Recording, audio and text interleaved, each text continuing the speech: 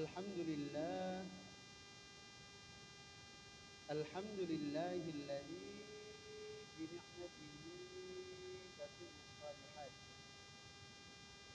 wa bi fadlihi tatanazzalul khairat wal barakat wa bi taufiqihi tatahaqqaqul maqasid wal ghayat. Wassalatu wassalamu ala sayyidis sadat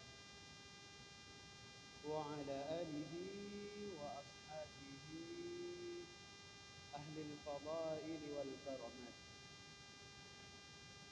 Qalu subhanaka la ilma lana illa ma 'allamtana innaka antal alimul hakim. Allahumma anfa'na bima 'allamtana wa 'allimna ma yanfa'una wa zidna 'ilman nafi'a.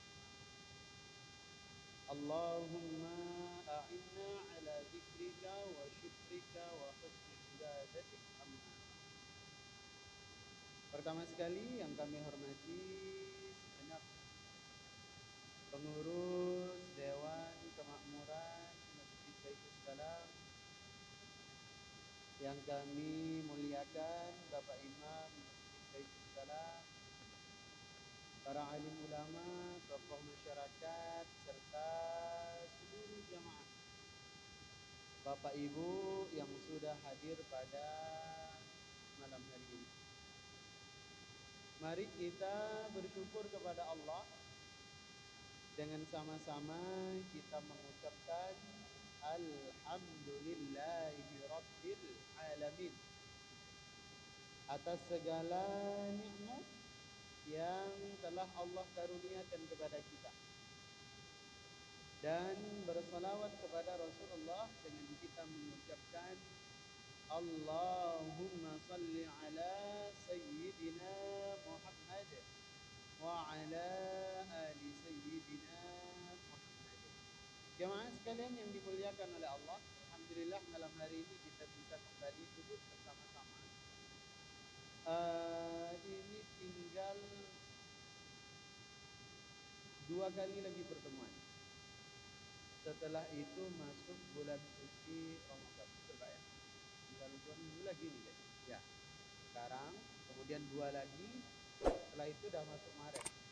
Kita insya Allah akan berpuasa di bulan Maret. Saya jadi terpikir 3 pertemuan ini kita fokuskan untuk membekali Ramadan kita dengan ilmu. Sudah dikaji atau belum? Persiapan ilmu menjelang Ramadan. Subuh? Belum? Belum ya? Izinkan kami secara khusus untuk membahas itu sebelum bulan suci Ramadan. 3 kali pertemuan saja. Pertemuan malam ini, pertemuan minggu depan, kemudian terakhir nanti di bulan Sya'ban sebelum masuk bulan suci Ramadan. Karena teringat dengan apa yang disampaikan oleh ulama dan sejalan dengan hadis Nabi sallallahu alaihi wasallam, kullu man ya'malu bighairi ilmin.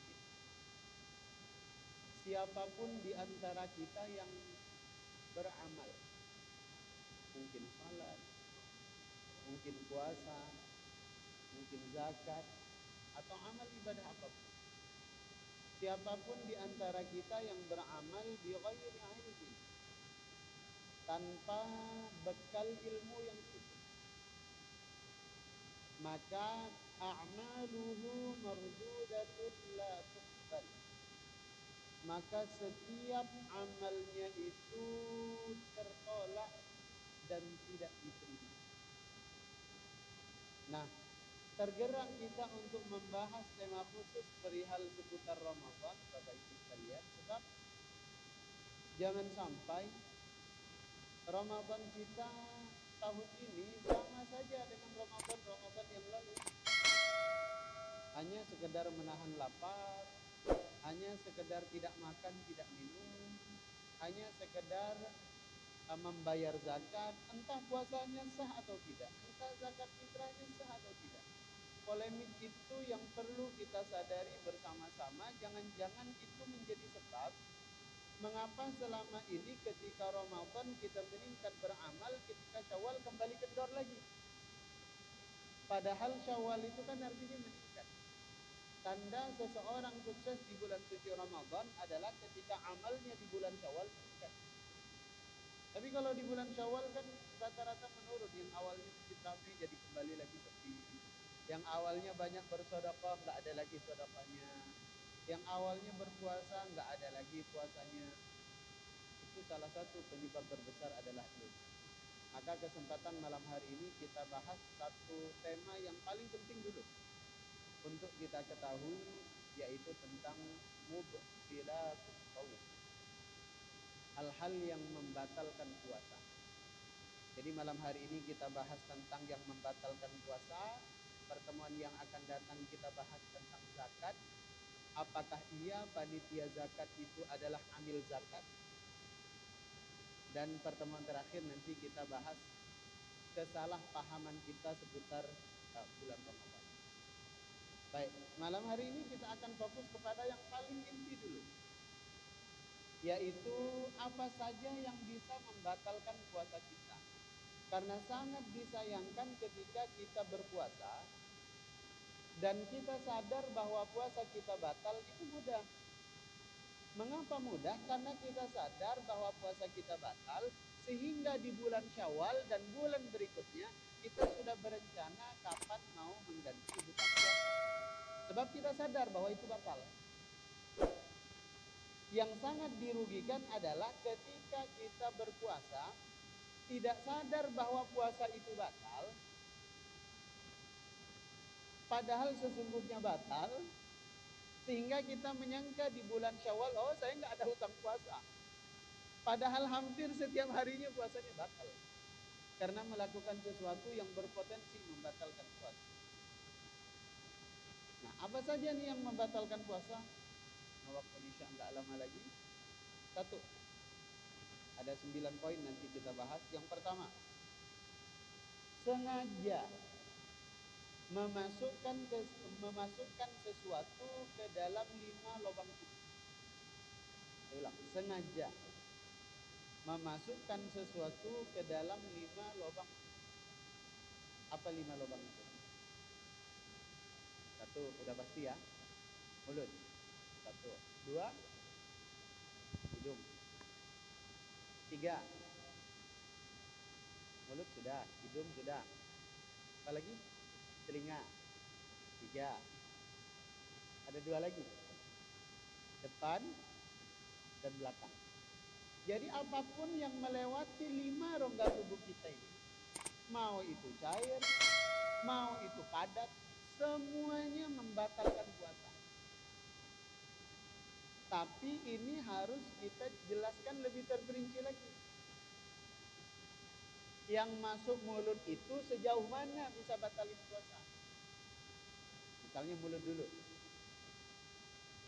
Kalau kita menelan ludah, kan mulut kita ini kan secara alami keluar cairan. Baik saat kita sadar atau saat kita tidur, itu secara alami keluar cairan. Nah, ketika kita tahan berapa detik, kan itu ada terus. Apakah itu membatalkan puasa atau tidak?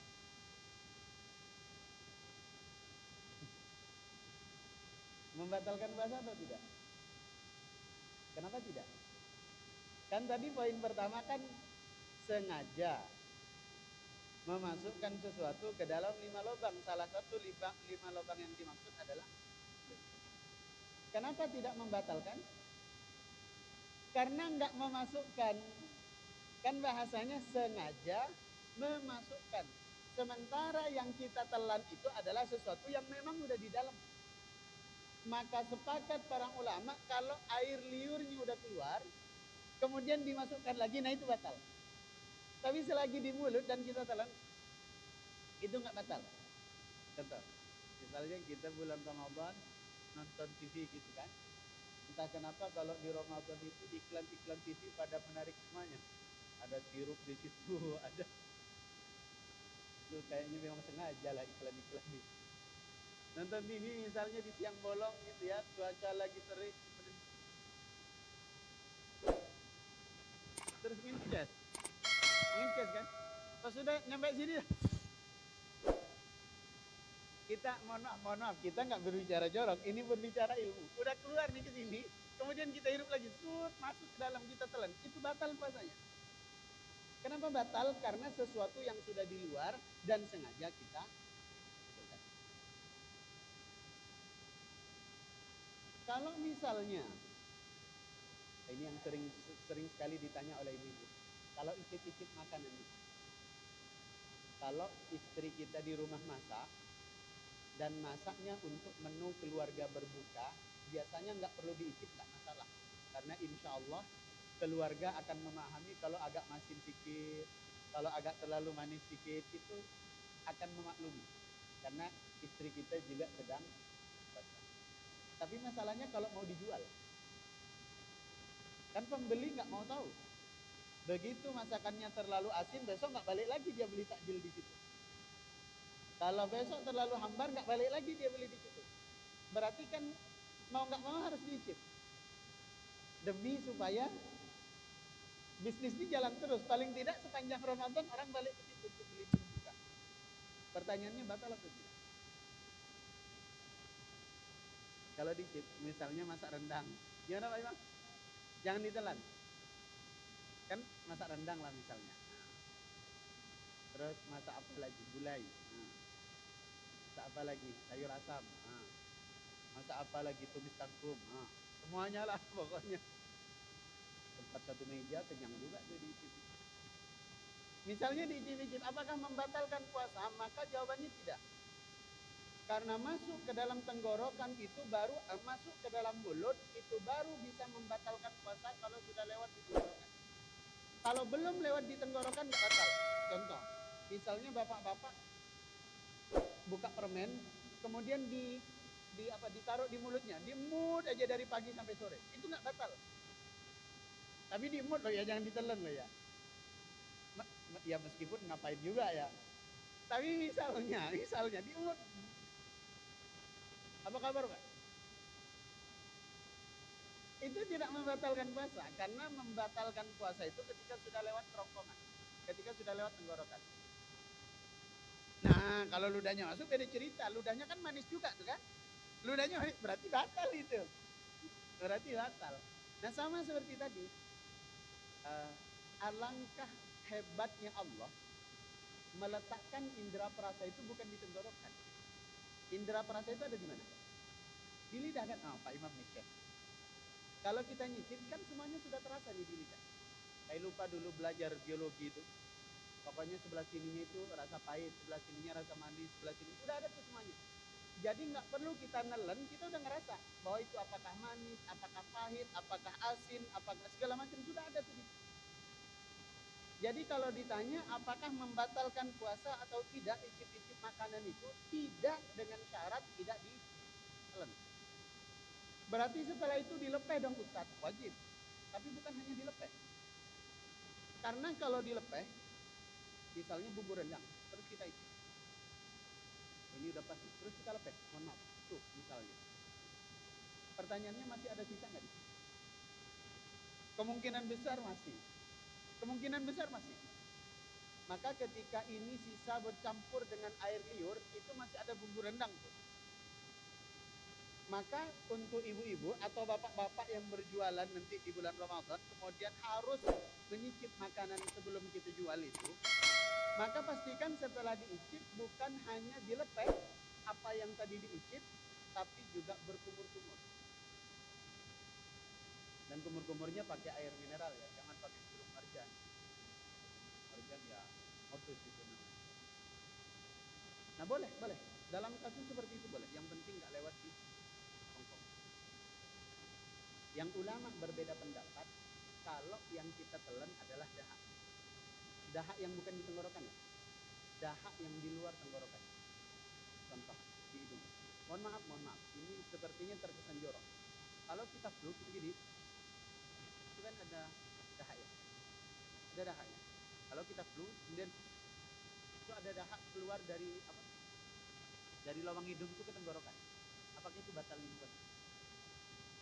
Mayoritas pendapat ulama mengatakan kalau mampu dikeluarkan dan kita lebih memilih menelan itu batal. Lanjut. Hidung. Ngupil batal puasa atau enggak? Ngupil. Kan tadi kan memasukkan sesuatu ke lubang hidung. Batal atau tidak ngupil? Tidak batal dengan syarat. Kalau tadi mulut nggak batal selagi nggak lewat di kerongkongan, maka hidung juga nggak batal selagi tidak lewat di sini. Di hidung kita ini ada tulang. Pak.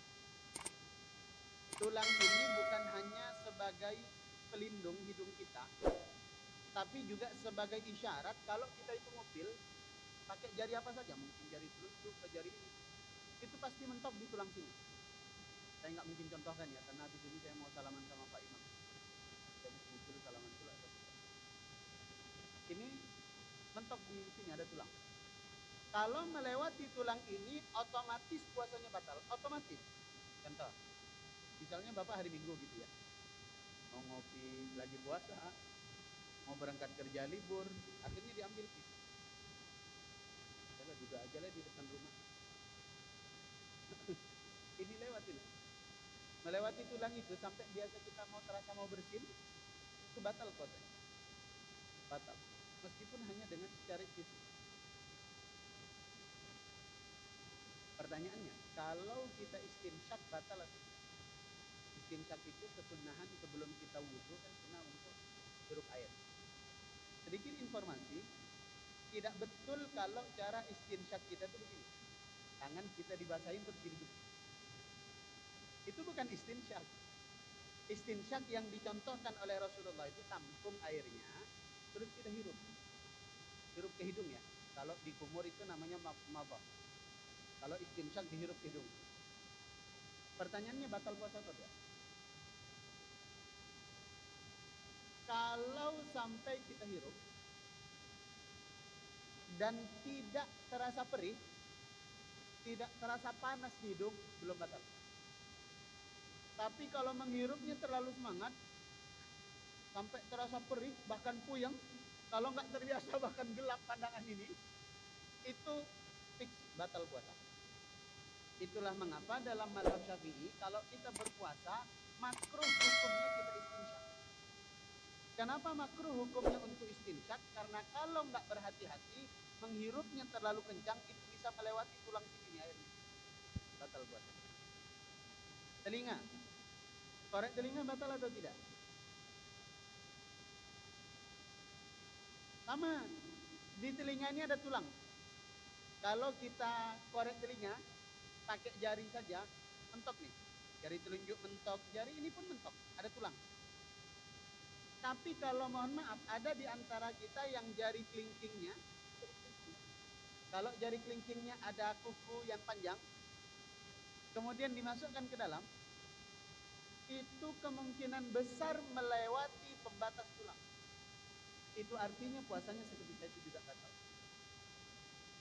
Atau yang lebih jelas lagi, pakai cotton bud, korek telinga.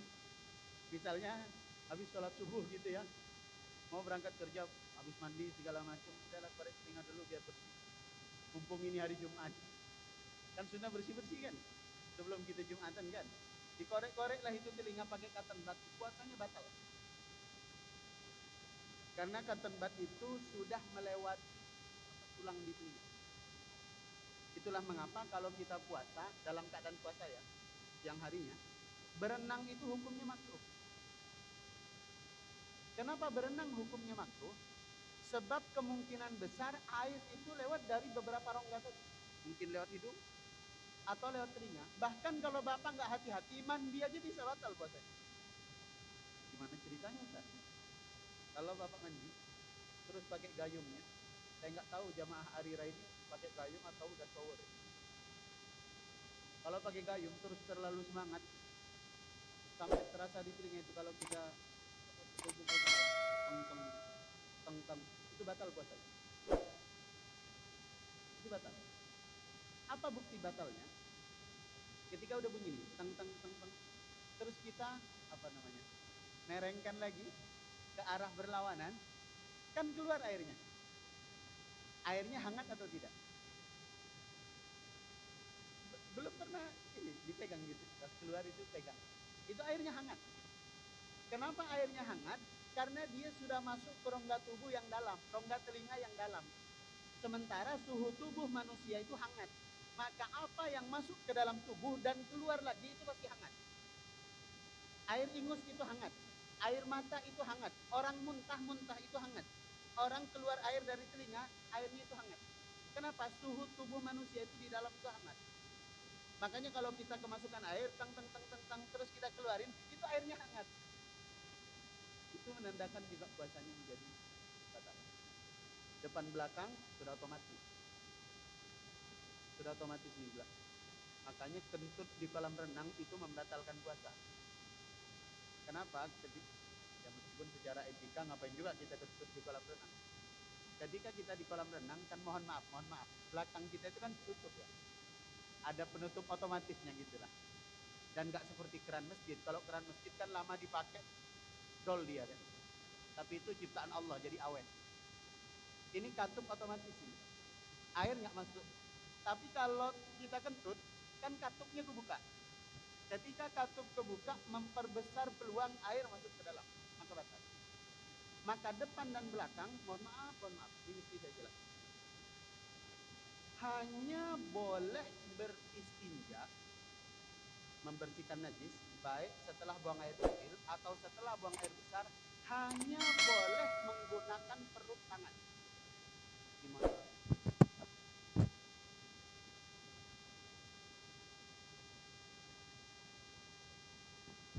Akan batal kalau ada sedikit saja bagian jari yang masuk. Baik laki-laki ataupun perempuan. Mohon maaf, istri di rumah juga begitu, harus disampaikan. Kalau selesai buang air kecil, kemudian mau istinja, hanya boleh beristinja menggunakan perut tangan. Kalau sampai ada sedikit saja bagian jari yang masuk ke dalam, batal puasa. Karena itu tadi poin pertama, sengaja memasukkan sesuatu ke dalam 5 rongga tubuh, tapi sengaja. Kalau nggak sengaja nggak batal. Misalnya ada jamaah yang bertanya, Ustaz, kalau kita nggak sengaja makan sarapan pagi gimana Ustaz? Ya nggak batal. Ya meskipun agak dicurigai gitu. Ayo tiap pagi kok lupa gitu. Atau lupa kok satu porsi gitu ya. Lupa satu porsi pula lupanya.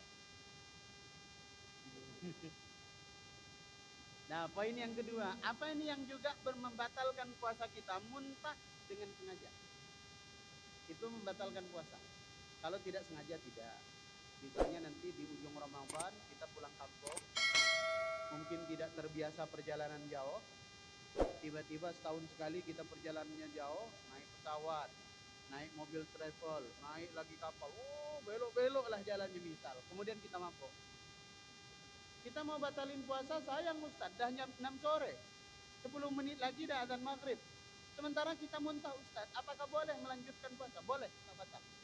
Karena muntahnya tidak di dengan syarat nanti setelah muntah kumur-kumur air, dilepeh lagi airnya, dimuntahkan lagi airnya, lanjut puasa. Tapi kalau muntahnya disengaja, batal puasa. Entah karena kita mencium aroma yang kita nggak suka tapi sengaja dicium sampai kita muntah, atau kita colok-colok tenggorokan kita pakai jari sampai kita muntah, itu batal puasa. Lanjut berikutnya yang ketiga yang juga membatalkan puasa. Nah ini bukan hanya membatalkan, tapi ada kafarah. Kafarah itu sanksi, yaitu berhubungan di siang hari bulan Ramadan. Berhubungan. Kalau tadi makan nggak sengaja nggak batal Ustaz. Kalau tadi muntah nggak sengaja nggak batal. Kalau kita berhubungan nggak sengaja gimana Ustaz? Itu sejujurnya saya pusing menjawabnya. Maksudnya gimana cerita nggak sengaja itu gimana? Gimana gitu. Oh. Apalagi kan melibatkan dua orang kan. Melibatkan suami dan istri. Gimana ceritanya dua orang ini sama-sama tidak sengaja. Apalagi kita nggak seperti hewan. Kalau seperti hewan kan langsung. Kalau kita kan enggak. Ada baju yang menempel. Masa selama buka baju? Nah, tidak sengaja. Wah, nggak mungkin. Nggak mungkin. Terus pasti sengaja. Makanya kan dulu kita pernah cerita kan. Ada seorang sahabat di zaman Nabi yang ngadu kepada Nabi, ya Rasul, kami sudah berhubungan di siang hari bulan Ramadan. Apa yang harus kami lakukan? Wah, ini pelanggaran berat nih, kata Rasulullah. Lalu gimana ya Rasul? Ada 3 pilihan, kamu boleh pilih salah satu. Apa itu? Satu, merdekakan budak. Kata laki-laki itu, ya Rasul, kami ini budak. Kami nggak mungkin punya budak. Ya juga ya. Yang kedua ada, puasa 2 bulan berturut-turut. Harus berturut-turut. Bolong sehari aja, ulang lagi dari awal. Aduh ya Rasul, jangankan 2 bulan, sebulan aja kebobolan, apalagi 2 bulan. Gimana nih? Terus lembutnya hati Rasul itu kan nggak langsung marah-marah ya, ngasih solusi Rasulullah tuh. Oh ya sudah, kalau nggak bisa kasih makan 60 fakir miskin.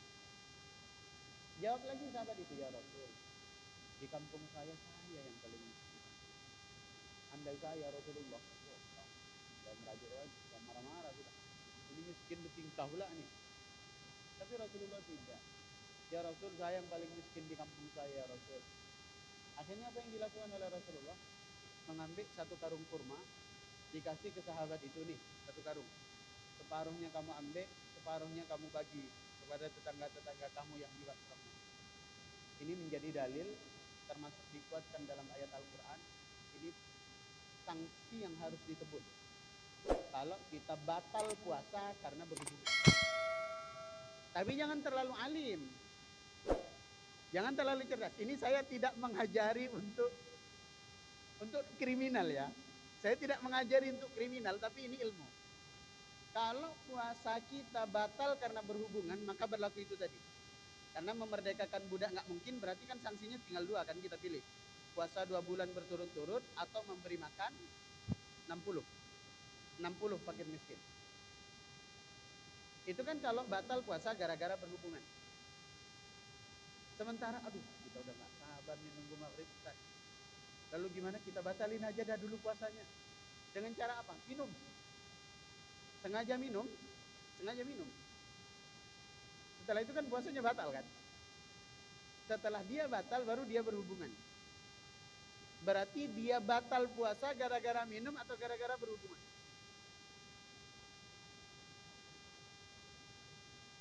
Dia batal puasa gara-gara minum atau gara-gara berhubungan?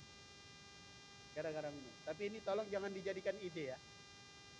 Saya tidak bertanggung jawab di hadapan Allah. Tolong jangan dijadikan ini ide. Ini ilmu. Ini ilmu. Ini ilmu, jangan dijadikan ide. Cukup sebagai pengetahuan kita saja bahwa yang terkena kafarah jangan senyum. Oh gitu caranya. Oh enggak bertanggung jawab saya di hadapan Allah. Karena begini. Karena begini, jemaah. Mohon maaf, kalau berhubungan suami istri di luar Ramadan, meskipun kita lagi puasa nih, tapi di luar Ramadan, mungkin puasa Syawal, mungkin puasa Senin Kemis, mungkin puasa apa gitu, bukan di Ramadan. Terus kita berhubungan suami istri di siang harinya saat kita puasa, itu nggak kena kafarah ini, nggak kena. Kafarah ini ketika pelanggaran itu dilakukan di dalam bulan Ramadan. Maka ada ulama yang berpendapat ini bukan soal jenis pelanggarannya, tapi ini tentang merusak kesucian siang hari bulan Ramadan. Maka yang tadi saya jangan pula, oh kayak gitu caranya, jangan. Saya tidak mengajarkan itu loh ya, tapi ini ilmu. Bahwa yang terkena sanksi kalau kita batal puasa. Dan sayangnya, ini kan dua-duanya sama-sama berbuat ini kan. Suami dan istri kan sama-sama melakukan. Iya kan? di bulan Ramadan, di siang hari Ramadan. Yang wajib membayar sanksinya itu siapa? Kan tadi harus puasa 2 bulan turut-turut atau memberi makan 60 fakir miskin. Itu siapa?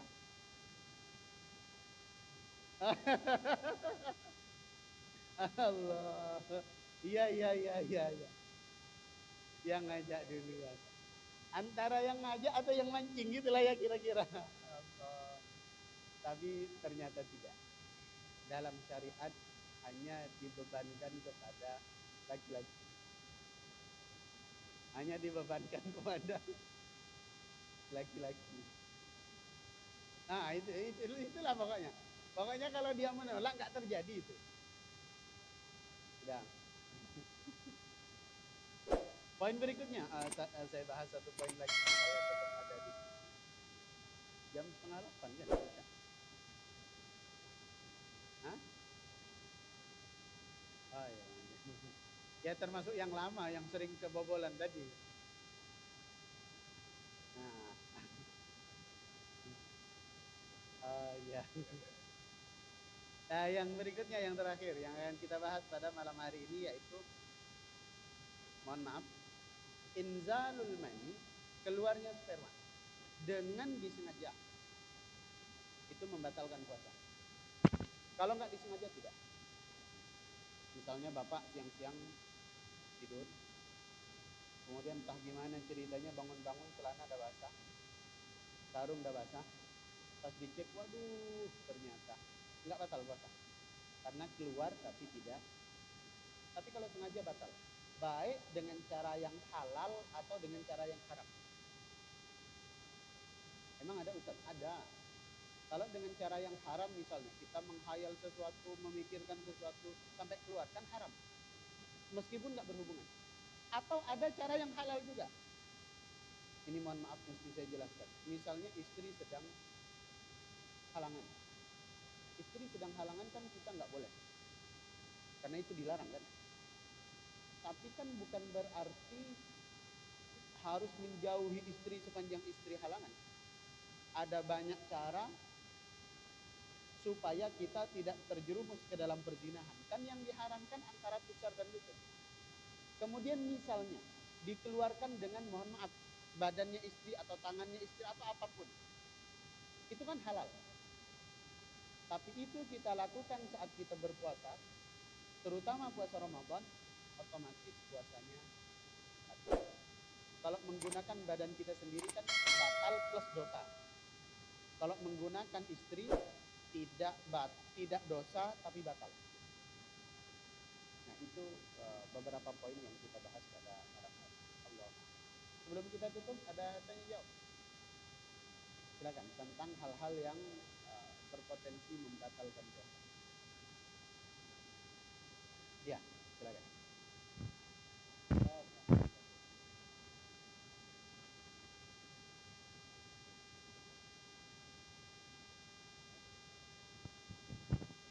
Mencium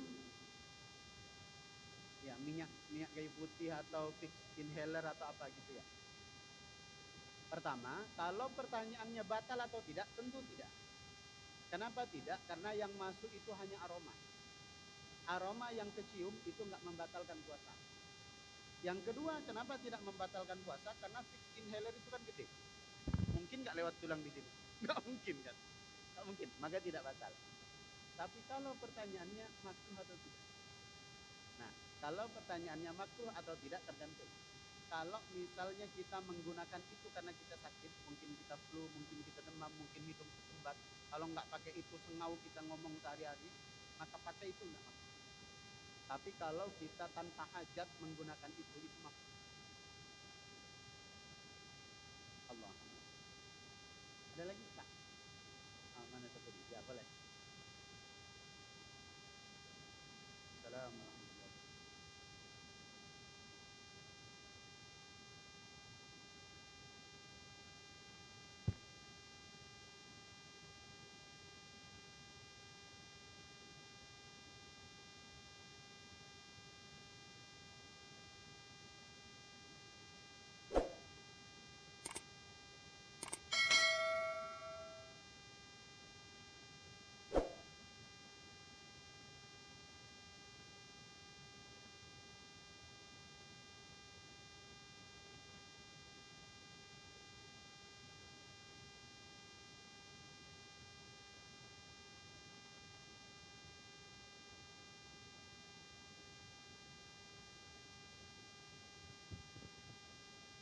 Sebenarnya begini, di tengah pembicaraan para ulama dari masa ke masa, sejujurnya saya secara pribadi lebih condong kalau mau berjualan, jangankan yang seperti Bapak cerita, kita beneran jualan, warungnya tetap buka. Saya tidak komplain. Saya secara pribadi nggak komplain.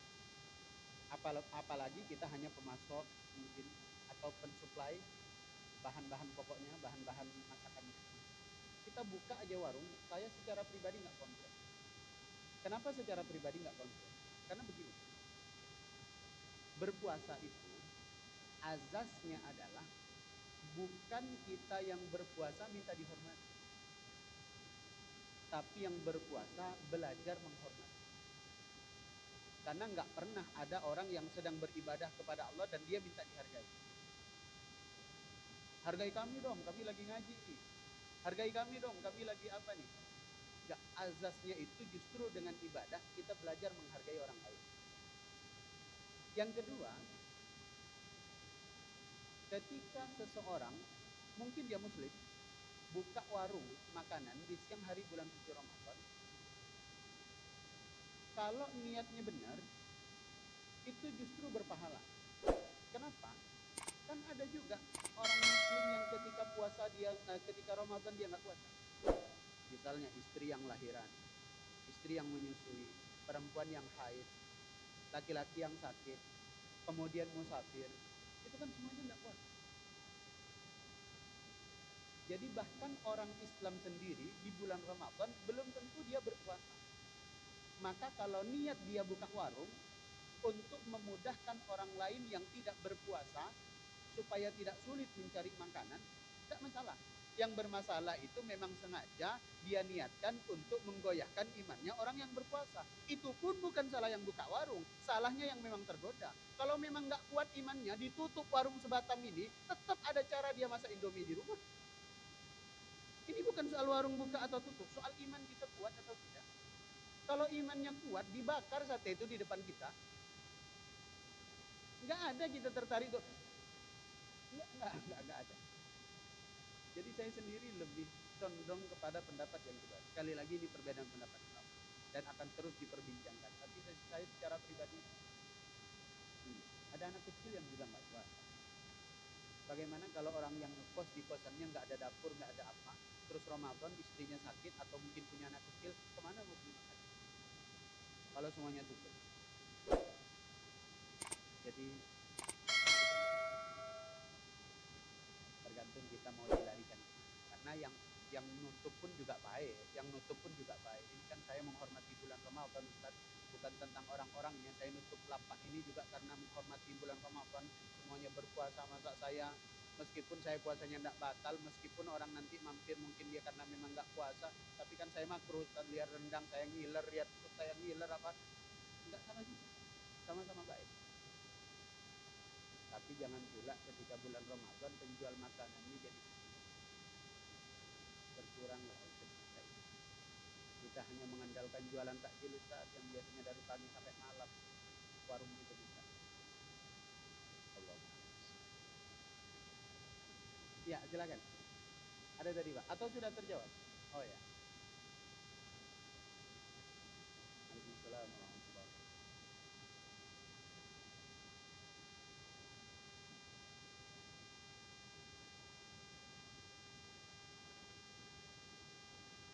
Masya Allah. Ya, ya, ya. Ini pertanyaan yang luar biasa. Ambeien, sesuatu yang keluar kemudian kita masukkan kembali untuk menghindari rasa sakit dan seterusnya. Apakah itu bisa membatalkan puasa? Kalau pakai kaedah, mohon maaf, air liur tadi, masih ingat? Kan selagi di dalam mulut kita telan, nggak batal kan puasanya. Tapi kalau sudah keluar, terus kita tarik lagi ke dalam, itu kan batal puasanya. Apakah sama juga dengan mohon maaf ambeien? Maka jawabannya tidak. Kenapa?